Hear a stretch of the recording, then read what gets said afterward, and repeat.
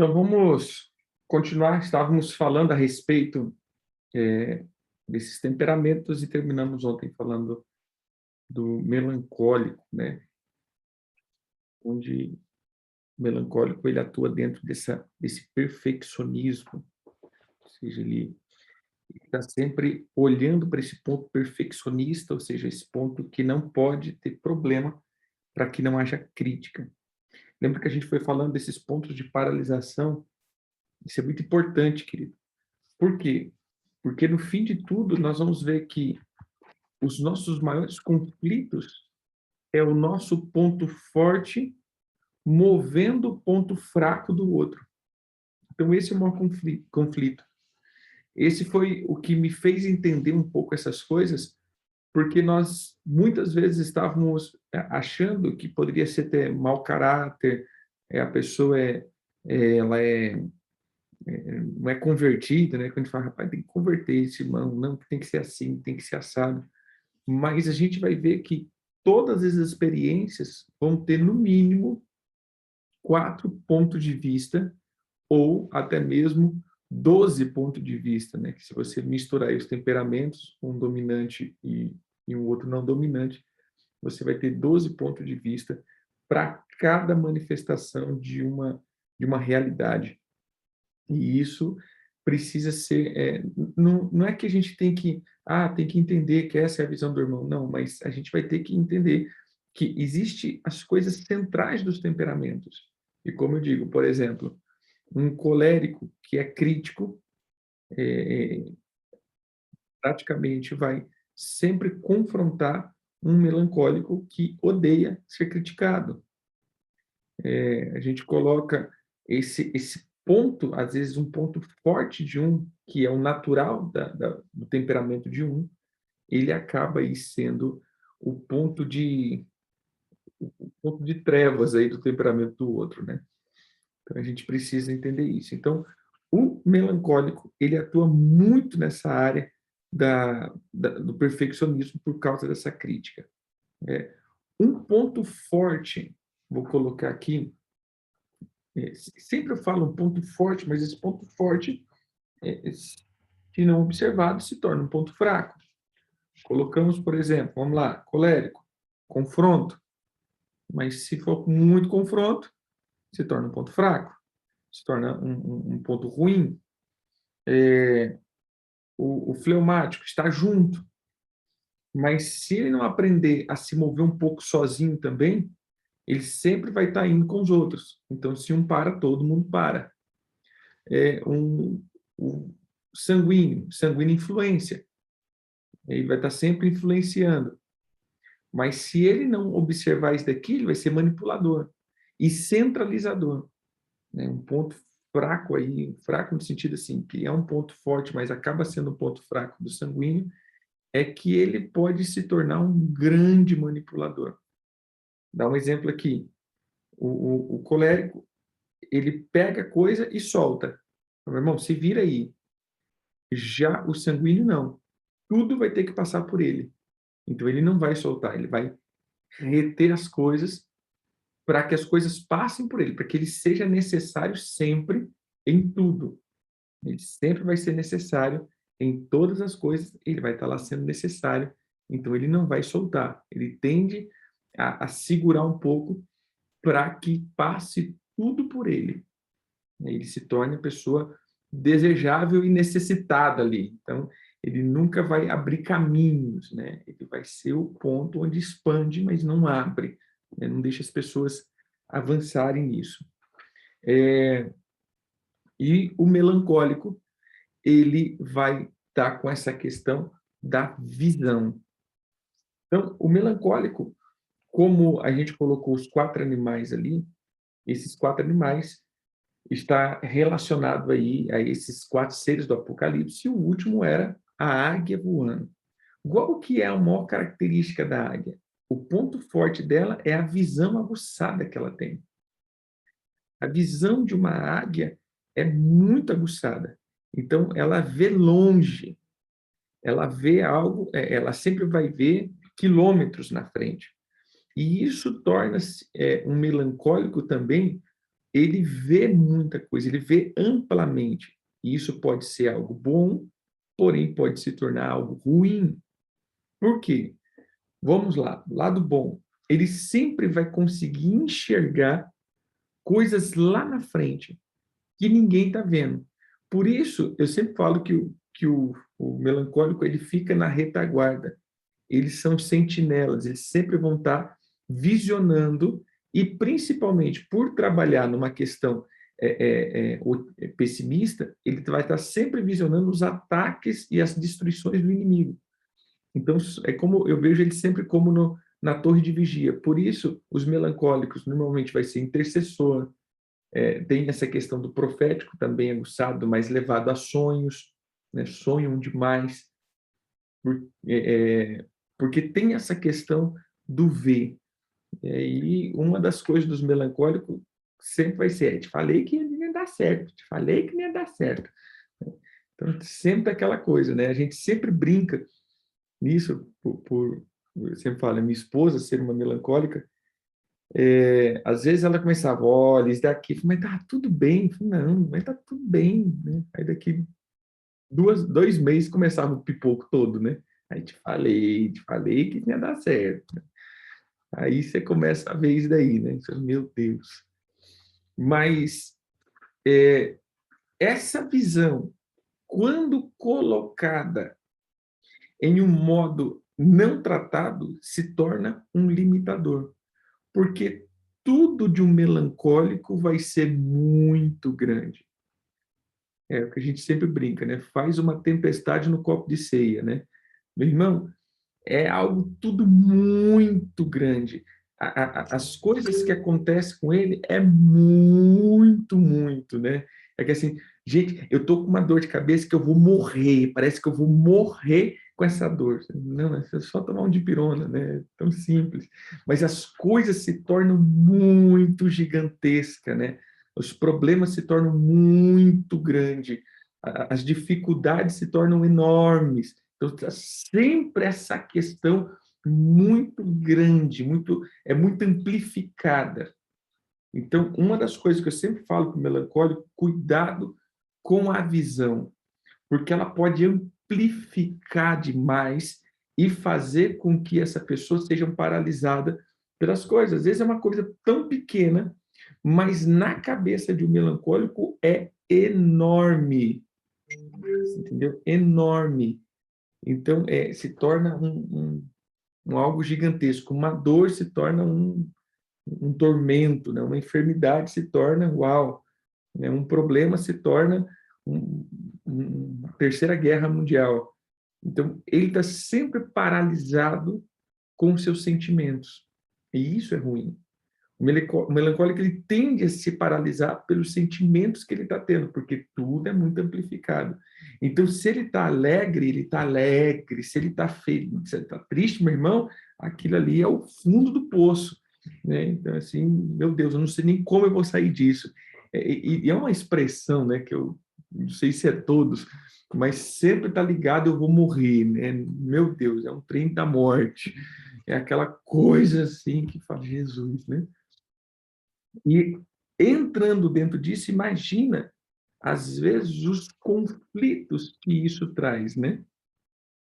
Imagina aí, porque se você está com uma pessoa que não trabalha com a base do sentimento, e aí você vê um outro sentimentalizando tudo, imagina os conflitos que isso traz, né? E aí um vai passar como grosso e o outro vai passar como almático, né? Mas você é mole demais. Mas não é, é o modo que essa pessoa enxerga a vida. Um outro ponto que eu vejo que como o melancólico ele tem essa questão da visão dele, ele sempre vai atuar muito na obra da idealização. Então ele visiona o fim antes do começo. Ou seja, ele visiona os detalhes antes mesmo das coisas estarem construídas. Então, ele está sempre pensando nos detalhes de todas as coisas. Isso é bom, mas ao mesmo tempo pode ser um motivo de paralisia. Por quê? Vamos lá. Se um melancólico ele, ele planeja todas as coisas da vida dele, é tudo planejada, então ele sempre, por exemplo, vai planejar uma férias, a férias na praia. Então, ele tem que ter um planejamento. Não pode ser algo, chegar e falar assim, vamos para a praia? Não, não é assim. Não planejei entrar de férias agora. Então, não é assim. Então, eu tenho que fazer o planejamento. Esse planejamento vai acontecer. E ele vai começar a idealizar o que seria essa férias na praia. Então, ele imagina, então, aquela coisa toda, aquela cena de Hollywood, né? Ele sentado, tomando a água de coco, com o canudinho assim, com aquela guarda-chuva no canudinho, né? E aquela coisa toda, e pá, pá, pá. E, de repente, ela vai para a praia. Toma água de coco, mas o canudinho não tinha a sombrinha. Pronto, irmão, não foi férias. Não foi, não. A gente vai ter que tirar outra, porque essa não foi as férias que eu sonhei. Porque coisas tão detalhadas, ou seja, eles fixam tantos detalhes que esses detalhes se tornam a paralisia da vida dela. Porque ela vai estar sempre mais focado em detalhes do que focado realmente no acontecimento. Às vezes ela está vivendo, eu sempre falo isso para os melancólicos, muitas vezes você está vivendo o que Deus quer que você viva, você está vivendo o que você sonhou, porém, a única coisa que você não está vendo são os detalhes, né? E esses detalhes faz com que você pareça que não esteja vivendo o que Deus quer que você viva, ou seja, você pediu tantas coisas, do modo que você pediu muitas vezes, muitas vezes você vai ver isso acontecendo, mas esses detalhezinhos que você idealizou vai fazer com que não seja o ápice da sua vida. Por quê? Porque não é assim. Eu imaginei assim, assim. Então, essa obra da imaginação de um melancólico, ele é muito forte. E essa obra da imaginação normalmente trava essas pessoas, né? Por causa dos seus pontos fracos de crítica. Eles entram nisso para evitar crítica, mas depois eles passam a viver isso como um estilo de vida, a imaginação. Então, está sempre imaginando, está sempre imaginando, está sempre focado nos detalhes, está sempre focado nos detalhes. Como disse, é bom, porém isso pode ser um ponto de paralisia. Volto a dizer, olha para tudo que vocês que se identificam como melancólico, olha que muitas das coisas está se cumprindo. Você está vivendo, você está naquilo que um dia você imaginou. E se você for parar para pensar, só está faltando detalhes, né? Alguns detalhezinhos. E o diabo ele é muito, muito astuto nisso. Então ele sabe onde paralisar qualquer um. E eu falo para o melancólico, né? Para paralisar o melancólico é só ter alguém que critica e você não vê os detalhes. Acabou. Já está totalmente paralisado, totalmente, totalmente, totalmente, né? É, algumas, algumas questões nesse ponto tem que ser trabalhado, e principalmente, volto a dizer, está tá vencendo o ponto de crítica, entendeu? Vencer a crítica. Pode, pode sim. Aí é alma duas vezes, né? É alma duas vezes. Aí, a minha esposa, na verdade, ela é melancólica com sanguíneo, né? Então, ela é o oposto aí. Então, é aquele negócio assim, né? Do fundo do coração. Mas, como eu digo, cada temperamento tem os seus pontos necessários e os seus pontos desnecessários, né? Ou seja, o seu ponto que aonde ele é forte no sentido de atuar, colocando dentro desse ponto de força, de ação, como seu ponto de... Espera aí só um pouquinho.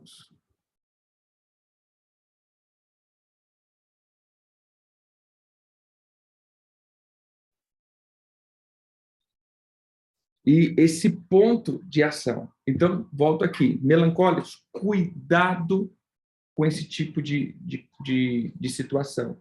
De ficar sempre imaginando, imaginando, imaginando, imaginando, imaginando. Porque as coisas, muitas vezes, não vai sair conforme você imaginou. Vai sair, mas não conforme você imaginou. E isso faz com que haja muita frustração.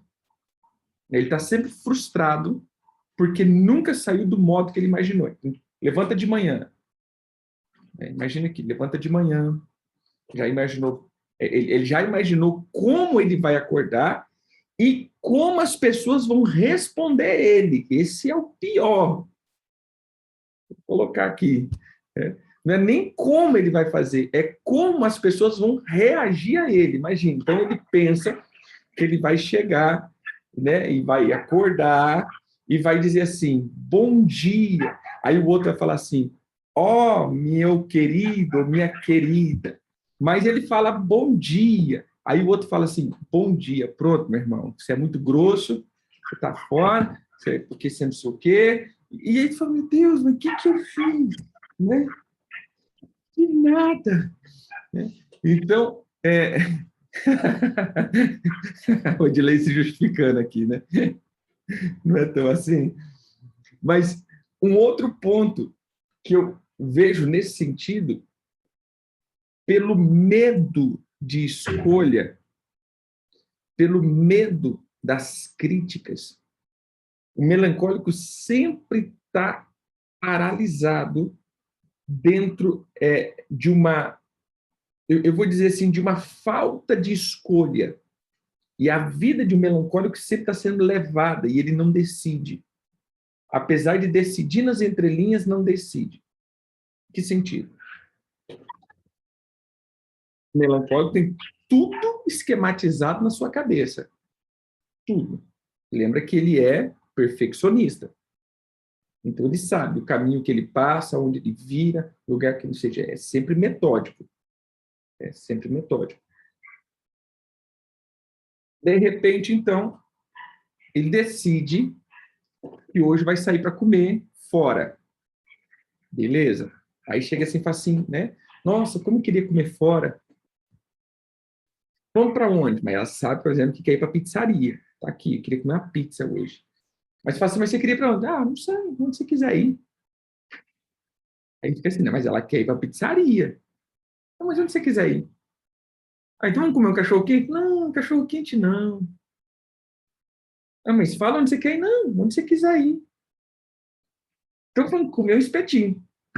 Não, espetinho também não. Tá, vamos para pizzaria? Pizzaria, boa escolha. Ou seja, ela escolheu, porém a responsabilidade ficou para o outro. Né? Que se der ruim na pizzaria, não fui eu que peguei aqui, não. Você que me levou para a pizzaria.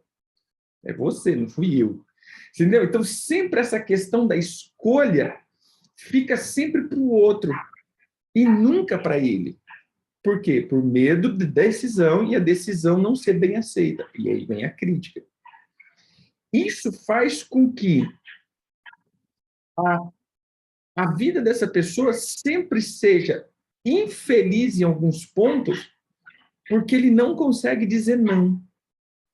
Ele nunca vai dizer não, porque se ele falar não, o outro vai pensar mal dele. O que vão pensar de mim? Eu falei não. O que vão achar de mim? Eu falei não. Então vamos supor aqui, de repente, essa pessoa que é melancólica decide dormir até mais tarde. Aí ela fala, hoje eu vou acordar 9 horas da manhã, meu irmão. Vou acordar 9 horas. 6 horas da manhã, liga um abençoado. Irmão, Você poderia hoje, 6h30, ir comigo, não sei na onde? Aqui na cabeça dela, ela falando assim, infeliz, né? Eu decidi, se fosse um bom colega, eu falava, cara, não vou não, mano. Hoje eu preciso dormir. Mas o melancólico faz aquela cara bonita. É lógico, irmão. É lógico. Mas aqui dentro, assim, meu Deus do céu, né? Se eu pego. E quem vai aguentar isso é quem está próximo, né? Porque não sei o quê, porque não posso, porque não sei o quê. Aí, se ela é casada com um sanguíneo ou um colega, ela fala, mas por que você não disse não? Mas não posso falar não, porque essa pessoa depois vai falar que eu sou preguiçoso, eu não acordo cedo, é que não sei o quê, e vivi. Ou seja, acaba vivendo algo tão infeliz pela falta das suas escolhas, que depois, lá na frente, vai lamentar muito a vida. Eu poderia ter feito isso, eu poderia ter sido isso, eu poderia ter feito aquilo outro, eu poderia ter assim, eu poderia estar assado, mas eu não estou por causa do fulano, por causa desse ciclano, porque todo mundo pode as minhas decisões. Não é. É porque o melancólico, por não querer influenciar e também não querer colocar uma opinião para evitar crítica, acaba sendo levado pelas decisões dos outros. E isso traz muita coisa ruim, né, para dentro dele, porque ele está sempre com sonhos a ser cumpridos. Porque, vamos lá, se eu pegar aqui e deixar alguém vai conduzir a minha vida, é óbvio. Se eu não falar assim, não, eu vou para cá, alguém vai me chamar para ir para algum lugar. É comum, né? Seja marido, seja esposa, seja filho, e ele vai sempre sendo conduzido. Então, se o melancólico não observar certinho isso, ele sempre vai ser sombra de alguém e nunca protagonista da sua própria história. Ele está sempre sendo sombra. E quando chega, por um momento, até legal, até legal, mas quando chega numa determinada idade, ela vai ver que muitas coisas que ela queria e idealizava para a vida dela não deu certo, não foi cumprido. E isso traz muita frustração. Então, o melancólico, ele tende a viver uma vida de frustração, às vezes, por pequenos detalhes que poderia ser colocado em prática, mas por falta da decisão. Então, o que eu sempre coloco aqui, melancólicos, esteja sempre ativos na sua decisão, né? O melancólico, eu estou colocando aqui com base de experiências, né, dentro de uma igreja local. O melancólico, ele tem um coração enorme, ele tira dele para dar para os outros, ele é fantástico o nível de misericórdia e compaixão de um melancólico. Porém, muitas vezes, ele passa a estar em um extremo para evitar a crítica, e aí se torna ruim, né? Então, ele mesmo não se valoriza. E aí ele tenta sempre justificar, não, mas é porque Deus fala comigo, é porque Deus faz isso comigo, sim, é porque ninguém valoriza o que eu faço, né? Aí tem aquele negócio, ninguém, aquela coisa toda. Mas no fim, é essa pessoa mesmo que não consegue dar um valor próprio para ela, tá dentro dela, né? Ela não se sente valorizada, ela não se sente sempre rebaixada, ela mesma, não é que os outros, ela não se sente capaz de fazer. E aí externa transferindo para os outros. Então isso é um ponto, acaba sendo um ponto muito ruim, né? Acaba sendo um ponto de paralisia dentro do chamado do ministério. Então tem que equilibrar isso, né? Tem que equilibrar esse, como que eu falo, esse temperamento. E para a gente terminar aqui nesse ponto, como que eu falei, ele odeia mudanças repentinas. Um melancólico, ele não se adapta a mudanças repentinas. Você entendeu? como eu disse, hoje a minha esposa ela já está muito mais maleável comigo a respeito disso. Ou seja, ela já conseguiu, eu peguei uma boa parte dela, até por ser um colérico melancólico, e ela um melancólico sanguíneo. Então, a gente já se adaptou muito, mas eu deixo tudo para cima da hora. É tudo para cima da hora. Vamos viajar? Vamos. Meu irmão, dava uns 15 dias, ela começava já a mexer com mala. Mas você não vai fazer a tua? Eu falei, não, de jeito nenhum, depois eu faço. Aí eu tinha que sair 5 horas da manhã, 4h50 eu estava fazendo a minha mala, né? Então, vamos embora, que só joga aqui e vamos embora, né?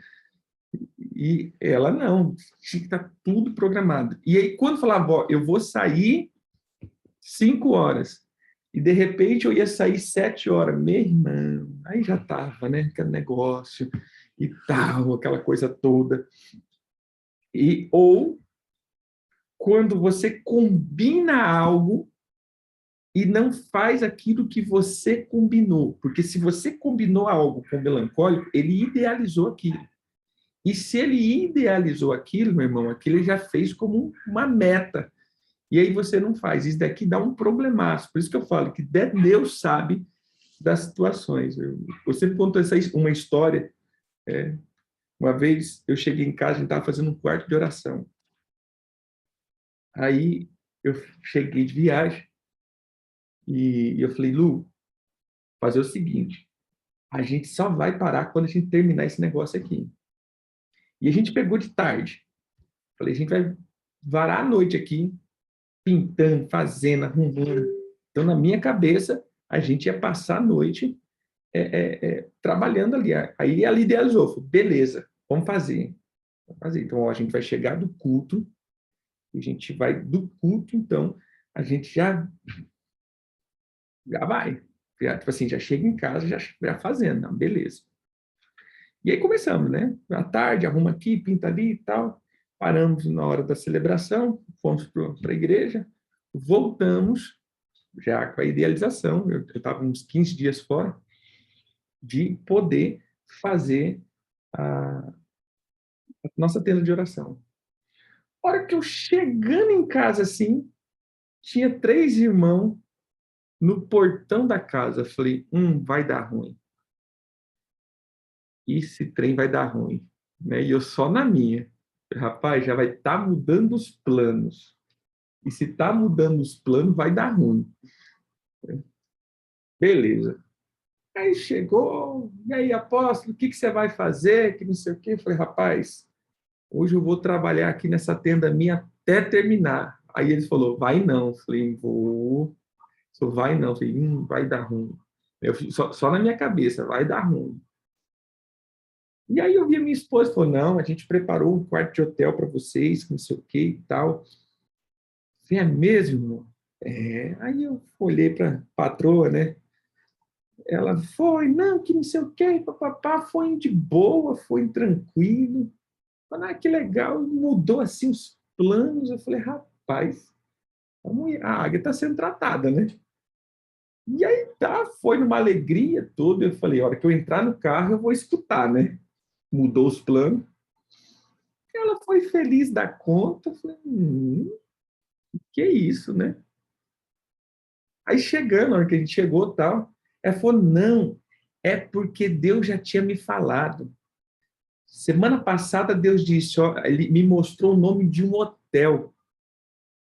E era o hotel que a gente está indo. Deus já tinha me falado. Falei, tá explicado, né? Por que ela mudou tão rápido? Ou seja, até Deus sabe da cabeça de um melancólico. Né? Assim, ele trabalha isso. Então, não é até, porque Deus sabe de tudo, mas ele trabalha isso na vida do melancólico. Aí eu comecei a ver várias coisas que aconteceram na vida da minha esposa. Por exemplo, ela perdeu os pais, né?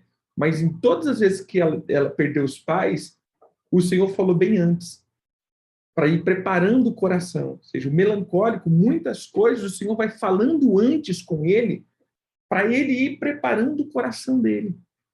Para que as coisas não... Porque se pegar de surpresa, trava o melancólico. O melancólico odeia surpresa. Eu comecei falando isso. Você entendeu? Melancólico odeia surpresa, nesse sentido, né? Desde que seja, ele gosta da surpresa, desde que ele saiba o que é a surpresa, né? Então, ele gosta da surpresa, mas primeiro você me conta para eu ficar surpreso, né? Então, é mais ou menos assim, ele não gosta dessas mudanças repentinas. Então, isso precisa ser estabelecido. Então, tem que tomar cuidado, porque as mudanças repentinas pode travar a vida de um melancólico, né? Não está preparado para isso. Pode ser uma marca de paralisia.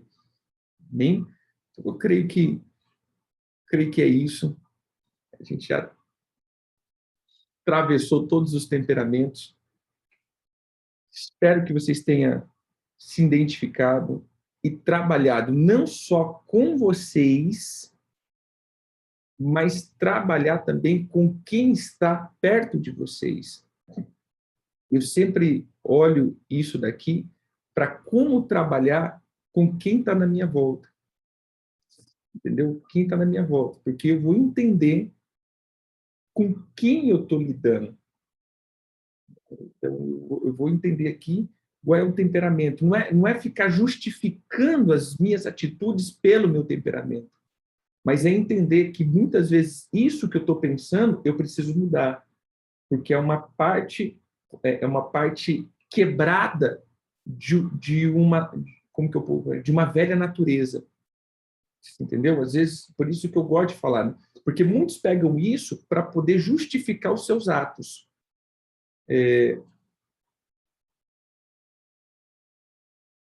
Sim. Ou seja, eu sou um colérico, melancólico, e eu nunca vou deixar de ser colérico. Eu não creio que o Espírito Santo mudará isso em mim. Agora, ele alinhará esse temperamento à obra da cruz, fazendo com que os pontos caídos desse temperamento seja ajustado. Como eu disse, a violência, a agressividade, a, a agressividade do que eu falo aqui na palavra, né, de destruir. Por exemplo, o colérico, ele sabe destruir as pessoas com a palavra, ele sabe pegar no ponto fraco, ele confronta demais, ele é crítico demais. Então, isso daqui tem que ser colocado na obra da cruz para que haja um alinhamento aqui, para que ele não seja uma pessoa insuportável de convivência, né? Voltamos o melancólico. Melancólico, ele tem uma visão ampla, mas ele pode ficar preso. Então, ou seja, todas essas questões eu sempre coloco puxando para um lado negativo, não é porque é um lado negativo que eu só vejo o problema, não, é porque eu vejo os pontos que muitas vezes são os pontos de paralisia de cada temperamento, para que a gente possa puxar eles e para não entrar nisso. Então, esse é um ponto que nós precisamos observar. Bem? Sim, sempre. Porém, vai alinhar isso em Cristo, pegando as coisas boas desse temperamento para construir a sua vida.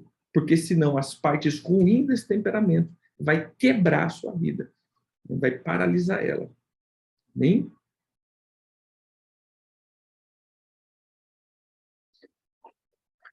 Olha, na verdade, os dois temperamentos. Não é que ele vai ser moldado, ele vai equalizar por meio. Você vai ficando mais para o meio. Você vai tendo a tendência do temperamento, mas ele vai ficando para o meio. Ele, ele entra aí em uma centralidade de Cristo. Entendeu? Se eu for fazer hoje, segundo eu, vamos colocar aqui, fazendo o meu teste de temperamento, eu vou ter outro temperamento. Eu vou ser como um melancólico, mais melancólico. Por quê? Porque aquelas partes, vou colocar assim, ruins do temperamento colérico, a gente já está em tratamento para vencer. Não vou dizer, venci completo. Não, estamos em processo de vencer. Porém, eu sempre sei que a minha visão da vida vai estar dentro desse temperamento. É isso que eu quero que você entenda. A minha visão de vida sempre vai ser em conquistar, em avançar, em tarefas, em, em razão. Então, eu não vou mudar isso, daqui não sai de nós. Eu não passo a ser emocional, eu não passo a ser, entendeu? Não, eu vou estar sempre nesse ponto, porém, equalizado no centro aí, para que a gente possa ir. Então, isto vai tirando as arestas, você vai ficando uma pessoa, não importa o teu temperamento, uma pessoa fácil de relacionamento. Eu creio que o ponto central da gente entender o temperamento é nos tornar fáceis de relacionamento. Porque tudo vai se colocar nos relacionamentos. A gente está falando tudo isso aqui é por causa dos relacionamentos. Então, com quem você convive? Você convive com o sanguíneo? Então, você vai ver que ele vai falar, vai idealizar, mas muitas vezes não vai sair do lugar. Então, por quê? Porque ele está tudo aqui, pensando, fazendo, articulando, todo mundo envolvendo, mas no fim, ele não deslanchou como ele queria, se ele não for tratado, né? Se ele não corrigir isso na vida dele. Mas se ele corrigir, meu irmão, é uma pessoa que vai avançar muito, porque ele tem habilidade de expansão. Então, como que eu posso falar? É trabalhar para que você consiga conviver bem. É forte, né? Eu brinco, é leão com onça.